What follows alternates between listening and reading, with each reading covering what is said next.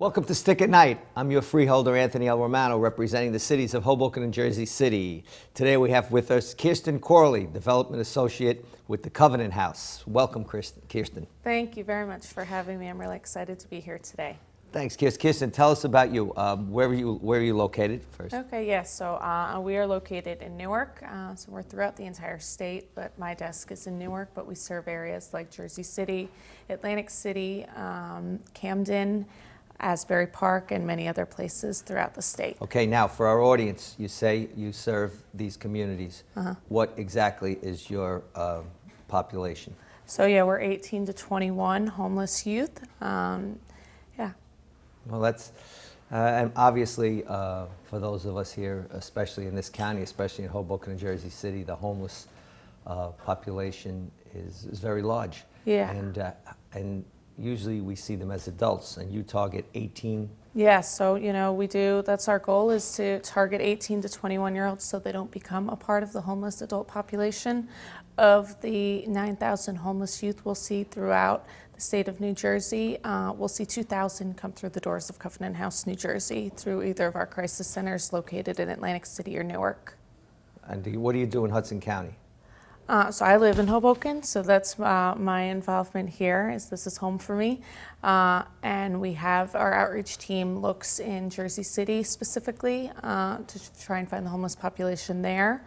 And Hoboken, because we have Hoboken, a large yeah. homeless population. Yeah, so I mean, we go throughout the entire state, but we initially targeted Jersey City when we first started, but we go throughout the entire state trying to find anyone between the ages of 18 to 21 to try and help serve and provide our services so they don't end up the adult homeless population. Now, Kirsten, are you any way involved with Covenant House of New York? Yeah, so Covenant House New York, that's the headquarters, so that's international, and everyone falls under the umbrella of Covenant House International. New York will serve, their age is a little bit higher, so I think they are 17 to 22 is their age range, so it's a little different based on states, but New Jersey, we have our age range of 18 to 21. Now, do you have outreach coordinators that go out, say for example, in cold nights looking for the homeless, or usually you see that this demographic comes to you? How do you? Yeah, so we have an outreach team. That's kind of the first step along the journey of people coming to Covenant House. Is our outreach team has vans, and they drive throughout the state looking in abandoned buildings. They are looking for these age groups of people, and they know exactly where to look. They know the state well enough. They know neighborhoods and communities well enough that they build relationships within communities, and it comes referred, it comes us finding them, and people come on their own will. Our doors, we're open door policy, but it's everyone staying on their own will. There's nobody state mandated to be there, so it's a lot of a choice program of those who find us. Do you see that a lot of this youth that want to voluntarily come in, or are they wary, or how do you see? I think anyone's wary of, when you think of a homeless shelter, there's the stereotypes of, am I going to have to fight for a cot? Is it going to be scary? We talk to our kids, and when they think of a homeless shelter, they think of adult homeless shelters where there's drugs, there's addiction, there's abuse, and there's a little bit of fear there. So when we make that connection, we try and tell them, it's only youth. It's people who are between the ages of 18 to 21 dealing with exactly what you're dealing with. So there's definitely that fear of walking through those doors. There's that fear of being 18 and, saying, I need help, thinking that maybe you're to blame for the situation that you're in, when in reality it's circumstances beyond their control. So yeah, we do see a lot of fear, we see apprehension, and that's what our outreach team does, is build relationships with individuals before bringing them to our doors. Well, I would assume, and I guess it's two questions I have, that you run into a lot of, there's runaway teens, Yep. There's the drug issue, I'm sure there's substance abuse problems, there's prostitution or abuse. Do you come across that a lot? Yeah. And how do you deal with that? Yeah, so we'll start with the drugs. When it comes to youth, if they're staying at Covenant House, They are not, no drugs, no alcohol is our policy. So we're not dealing with youth who are dealing with substance abuse problems. If we do come across somebody, we will refer them to a different type of program that can give them the services that they need. When it comes to prostitution and sex trafficking, the statistic is if we don't find a youth that is on the streets, there's an 80% chance, within 48 hours, there's an 80% chance a sex trafficker will. And that's a problem within New Jersey. For the benefit of our audience, could you repeat that? That's an interesting statistic. Yeah, so if we don't find youth within 48 hours, there's an 80% 48 hours of being alone on the streets. There's an 80% chance a sex trafficker will approach them. Wow. That's such a heavy statement. That is. We had a conference about a year ago at St. Peter's University, maybe it was a little longer, involving the sex traffic, and no one realizes how serious a problem it is. Yeah, I mean, we often think that it's a problem somewhere else. We think that international sex trafficking is somebody else's problem, that it doesn't happen in America. America is one of the top countries that deals with sex trafficking. And, our job is to try and find these youth before traffickers do. They target homeless kids because they're vulnerable. They target our homeless population because they need something. When you have a gun, when you have drugs, those are things you can sell, and then you don't have it anymore. Your body you can sell over and over and over again, and that's what these people do to our kids. Oh, such a deep statement that you just gave, and you're really doing tremendous God's work, trying to save those that need to be saved the most. And hopefully there's a lot of happy endings, either return to families or building the confidence up. I'm assuming you're trying to build up their confidence, self-esteem. Do they go on to be to further their education? Yeah, so that's part of our structure, is the program of either education or employment, and we put them on 2 paths upon coming to the Crisis Center. And that's if they want a job, we pursue the relationships that we have companies we have relationships with, and help place them in different locations based on what their goal is, meeting with their caseworker and what their end goal is in mind. If they choose the education path, we have a team of teachers who help them get their GEDs, high school diplomas, college education. In your facilities, you have all this? Yep, we have our Dove Learning Center, which focuses on education and employment. Well, when we come back from commercial break, we're going to continue this discussion with Kirsten Corley from Covenant House to discuss an area that is so heartbreaking, but yet at the same time, the work that's being done by Kirsten is phenomenal. We're right back with Stick at Night. I'm your freeholder, Anthony Romano. Voting by mail has never been easier. Just follow these steps to ensure your vote will be counted. Open your envelope. You will find your certificate, return envelope, and official ballot. When casting your ballot, use only a pencil, black, or blue ink, not red. Completely fill in the oval to the right of each selection. When writing in, do not repeat a name printed on the ballot. If torn or damaged, your vote will not be counted. Fold your ballot and place it in the pocket of the certificate before sealing it with the adhesive strip. Do not detach the strip and paper from the certificate. Fill out the required information on the certificate and don't forget to sign. If you are not mailing or delivering your ballot in person, make sure both you and the bearer of the ballot sign your name and address on the certificate and return envelope. After that, just place it in the mailbox and your vote will be counted. For more information, you can visit our website at www.hudsoncountyclerk.org or www.hudsoncountyNJ.org. It has actually changed my life. It's wonderful to be in recovery. I'm also a grandpa, a great-grandpa. I found joy in being abstinent from use. I'm a family member, I'm a productive member of society, I'm a dog owner, things like that. I'm a fiance. So I think that recovery means on such a broad scale, there's so many different layers to what recovery means to me. We're just like everyone else. We have heart and soul. It's just that we have this substance abuse disorder and that we're dealing with that. And if anything, it makes us a little bit stronger. The most important thing for people in the communities to know is that they're just like anyone else.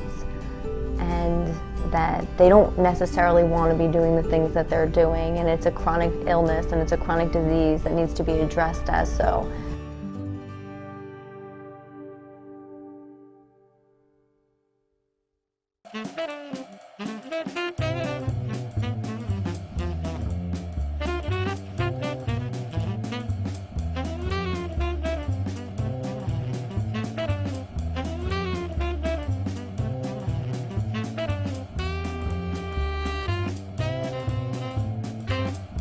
Welcome back to Stick at Night. I am here with Kirsten Corley from Covenant House. And Kirsten, some of the stories are so sad, but yet from what you're saying, there's hope for many. Your success rate, what is that about at percentage? It's a little hard to gauge our success because, you know, based on kids, you know, some have success, some don't. Some come back multiple times to our shelter because they don't get it right the first time. You know, these kids are coming from backgrounds that aren't full of structure. So you bring them into our shelter and they have to be in at 9 o'clock. They have to be out in the morning. They have to be between 9 and 5 doing something productive through our programs, whether that's so they're monitored. You don't just say, okay, come back at 5 o'clock. Nope. We have a program structured throughout the entire day, whether it's writing workshop, music lessons, knitting, art class, computer literacy. So we have programs throughout the entire day that help get them to the next step of whatever their goal is that they want to achieve. Now, I'm assuming you have a degree in social work, or what's your background? I don't actually. I had studied at Stockton University in South Jersey, and I studied English and creative writing.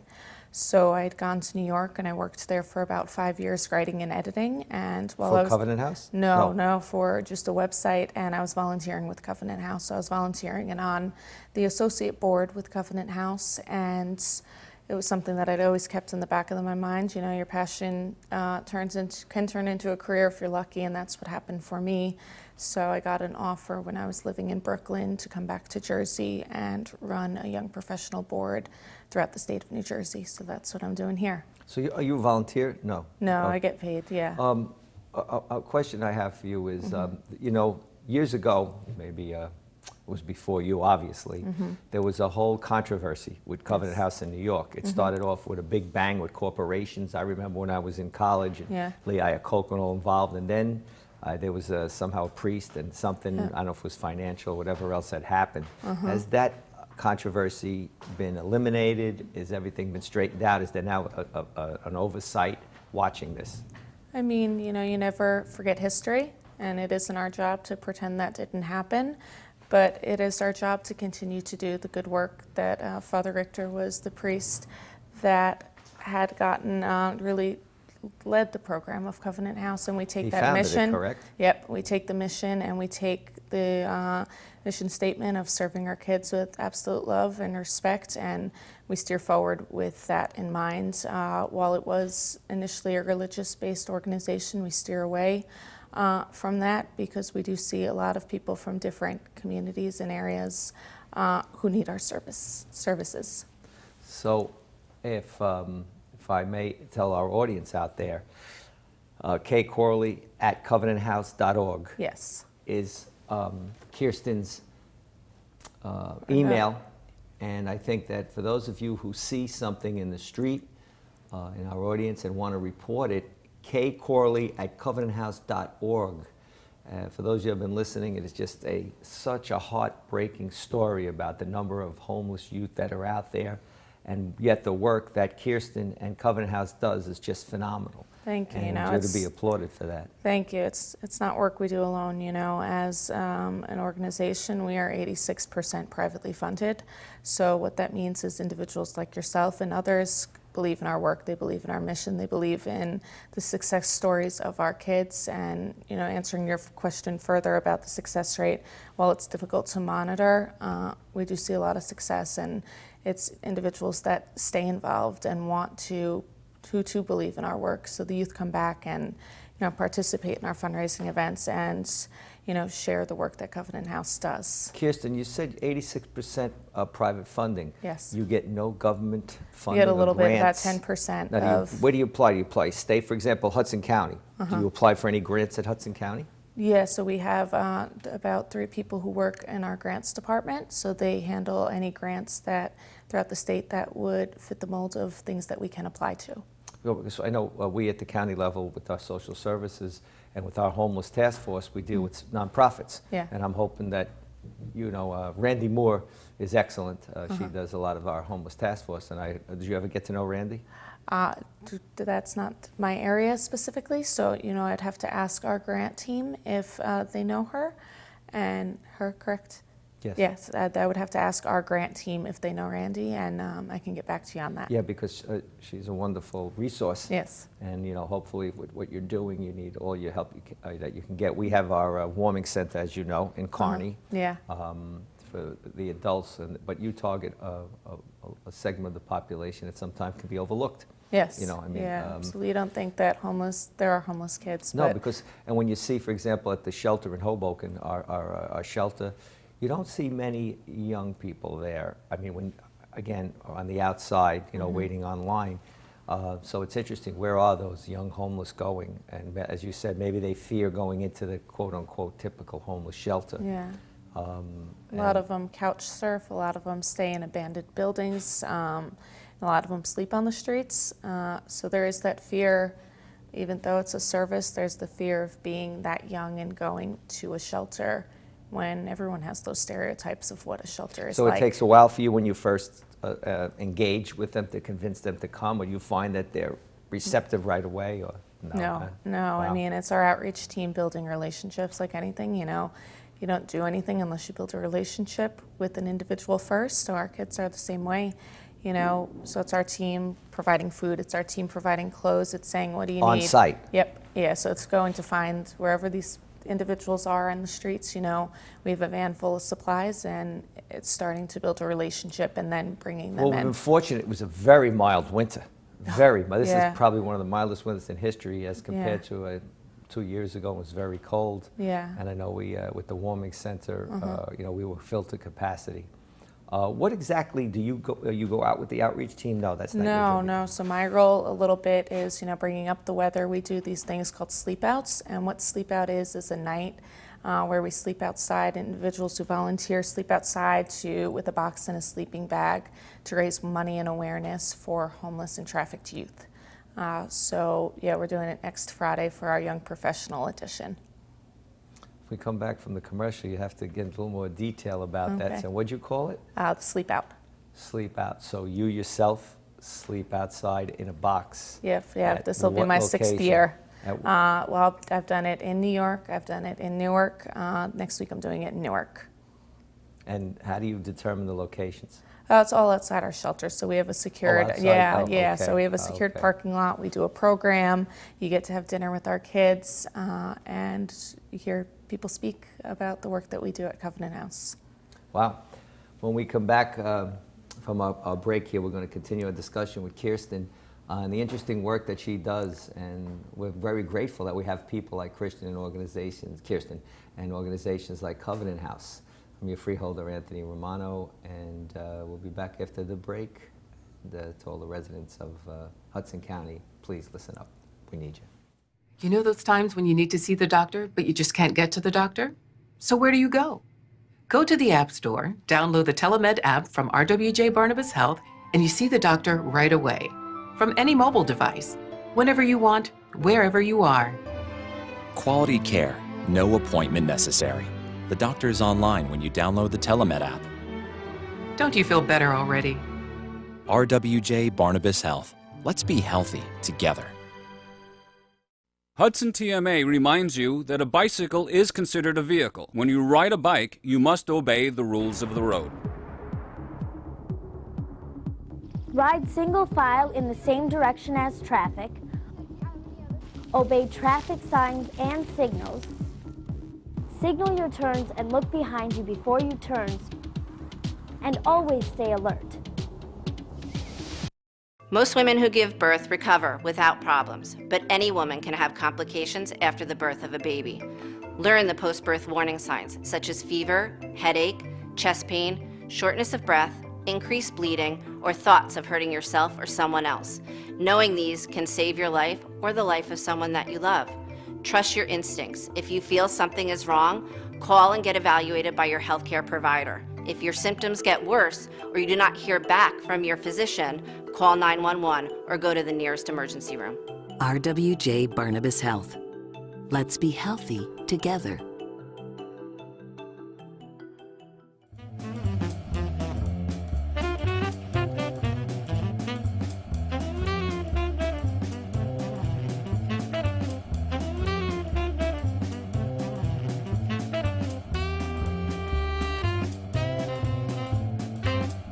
Welcome back to Stick at Night, and let's continue with Kirsten Corley from Covenant House.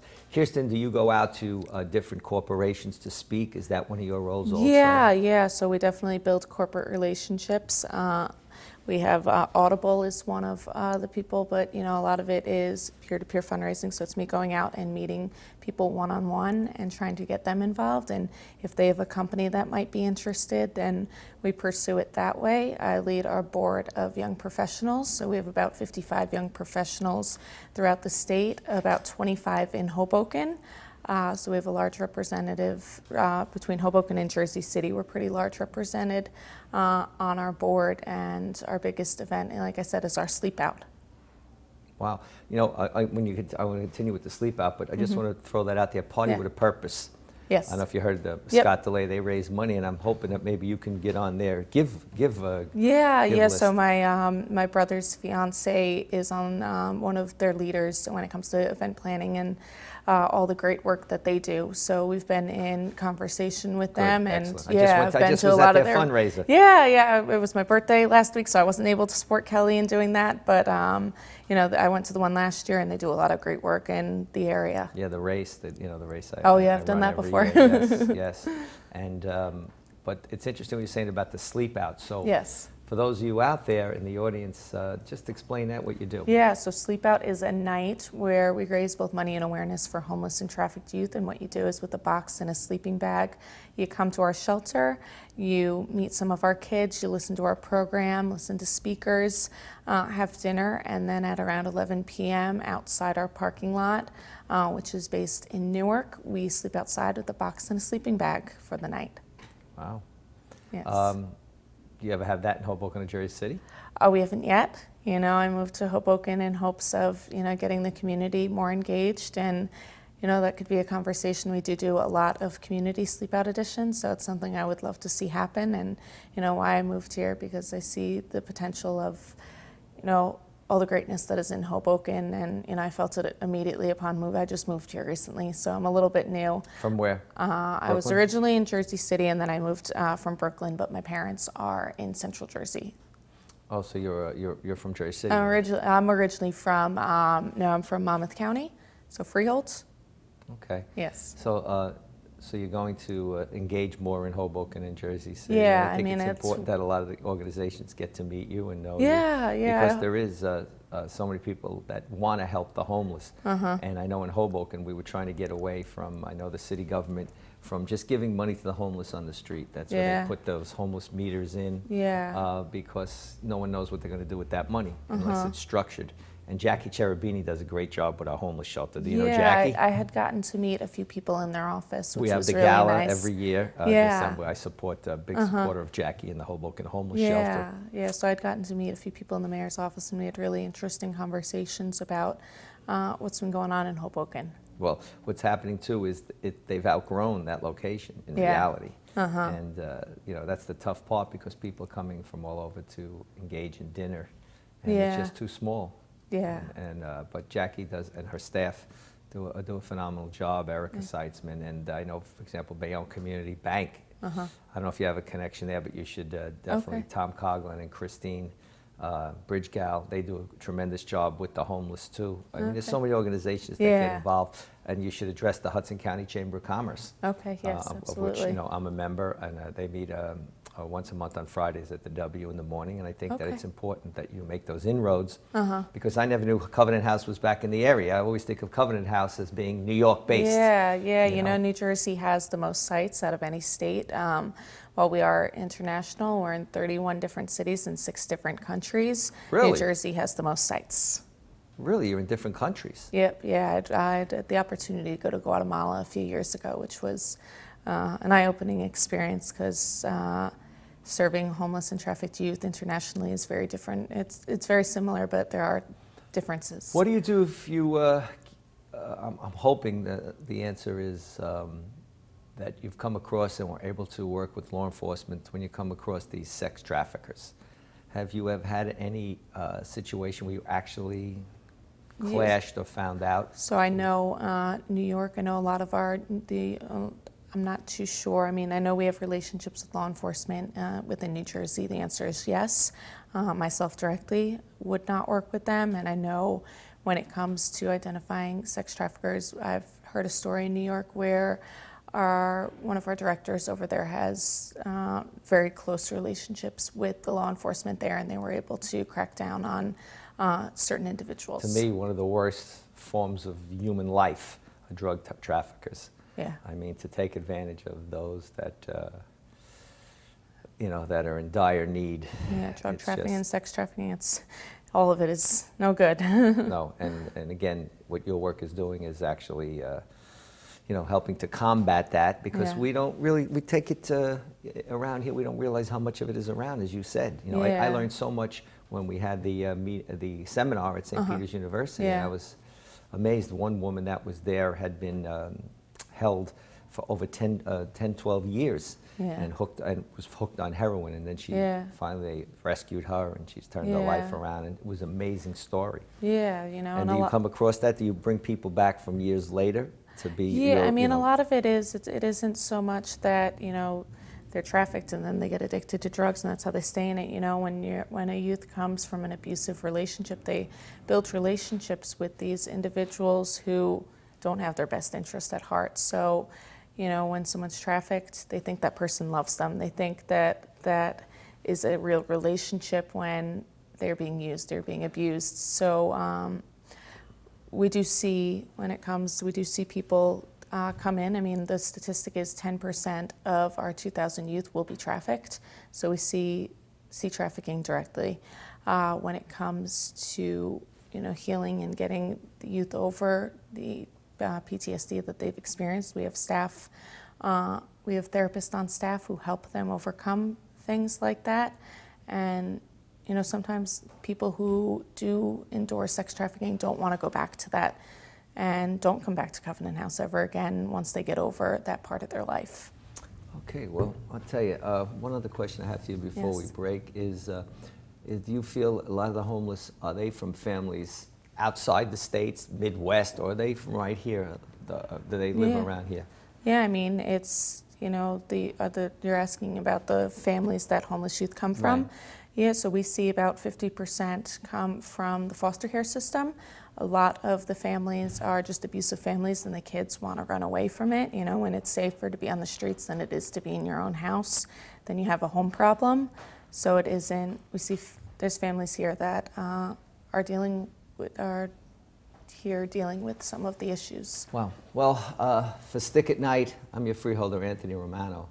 This is a serious subject, and Kirsten, thank you for what you do. Thank you and for having me. And please, everyone, if we can help Covenant House in any way, please let's do it and help eradicate this horrible situation that we have here. Thank you.